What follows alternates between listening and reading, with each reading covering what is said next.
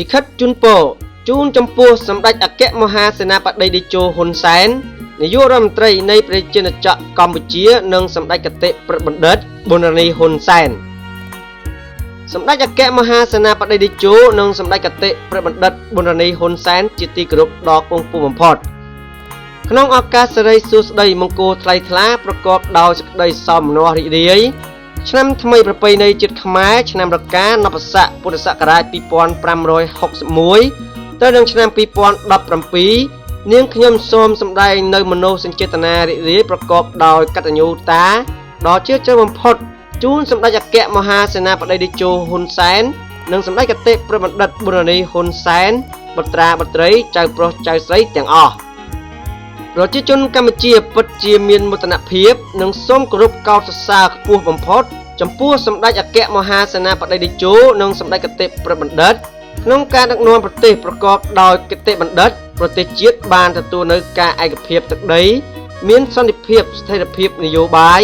បង្រួបបង្រួមជាតិនិងការអភិវឌ្ឍលើគ្រប់វិស័យប្រជាជនរួមរស់ជាមហាគ្រួសារប្រកបដោយសុភមង្គលនិងវិបុលភាពកិត្យានុភាពត្រូវបានលើកកម្ពស់នៅក្នុងក្របខ័ណ្ឌតំបន់និងក្របខ័ណ្ឌសកល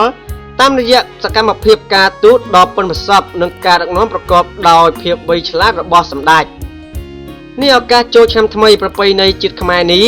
នាងខ្ញុំសូមបួងសួងដល់គុណបុណ្យព្រះរតនត្រ័យគុណកែវទាំង3វត្ថុស័ក្តិសិទ្ធិទាំងឡាយលើលោកជាពិសេសគុណបារមីដែលថែរក្សាទឹកដីនៃប្រជាណាចក្រកម្ពុជា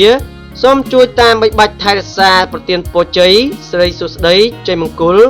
គ្រប់ប្រការជូនសម្ដេចអគ្គមហាសេនាបតីតេជោនិងសម្ដេចគតិប្រិទ្ធបណ្ឌិតព្រមទាំងបុត្រាបុត្រីចៅប្រុសចៅស្រីសូមឲ្យមានជនមានយុយឺនយូរនិងសុខុមាលភាពបរិបូរណ៍និងបានសម្រេចជោគជ័យយ៉ាងត្រចះត្រចង់ក្នុងដំណើរការដឹកនាំប្រទេសកម្ពុជាឆ្ពោះទៅកាន់សុខសន្តិភាពស្ថិរភាពសបោរុងរឿងនិងអភិវឌ្ឍលើគ្រប់វិស័យជានិច្ចនិរន្តរ៍